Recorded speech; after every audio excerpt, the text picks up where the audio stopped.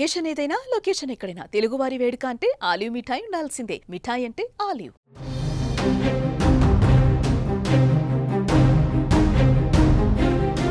పహల్గాం పగకి count down start అయినట్టే కనిపిస్తోంది. పాక్ రక్షణ మంత్రి చేసిన వ్యాఖ్యలు చూస్తే ఏ క్షణంలో అయినా ఏమైనా జరుగుతుందనిపిస్తోంది. సరిహద్దుల్లో ఇరు దేశాలు అదనపు బలగాలను మోహరిస్తున్నాయి. పాకిస్తాన్ కవ్వింపు చర్యలకు పాల్పడుతున్న వేళ రక్షణ పరంగా ప్రభుత్వం కీలక చర్యలు తీసుకుంటోంది. వాటిని కవరేజ్ విషయంలో మీడియా అత్యుత్సాహం చూపించొద్దని సూచించింది.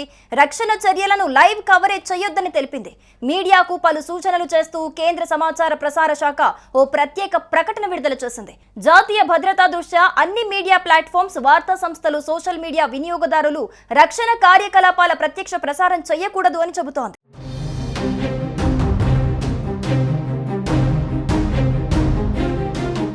పాక్ గుండెల్లో గుబులు మొదలైంది. పాక్ చర్యలతో సహనం నశించిన భారత ఆర్మీ ఉగ్రవాదుల ఇళ్లను బాంబులతో పేల్చేస్తోంది. ఓవైపు ఉగ్రవాదుల కోసం గాలిస్తూనే ఇంకోవైపు టెర్రరిస్టుల ఇళ్లను నేలమట్టం చేస్తోంది.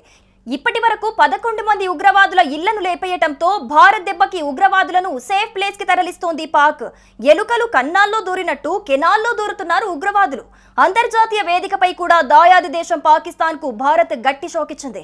ఈ నేపథ్యంలో కాశ్మీర్ ప్రాంతంలో గూఢచర్యం చేస్తున్న భారత డ్రోన్ ను కూల్చేసినట్టు పాకిస్తాన్ ఆర్మీ ప్రకటించుకుంది. కాశ్మీర్ లో లైన్ ఆఫ్ కంట్రోల్ ను అతిక్రమించిన మానవరహిత డ్రోన్ ను కూల్చేశామని పాక్ భద్రతా వర్గాలను ఉటంకిస్తూ పాక్ టెలివిజన్ ఓ వార్తను ప్రసారం చేసింది.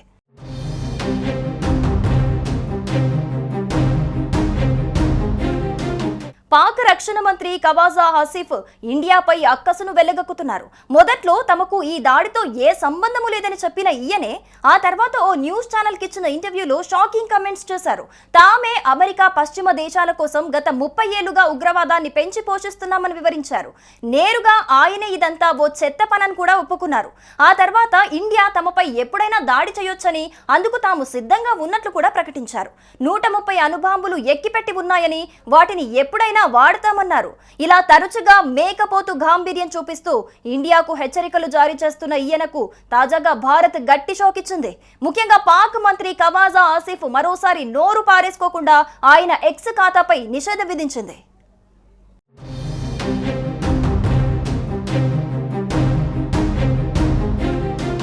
సుమన్ టీవీలో మీ పర్సనల్ అండ్ బిజినెస్ ప్రమోషన్స్ కోసం కింది నెంబర్కి కాంటాక్ట్ చేయండి.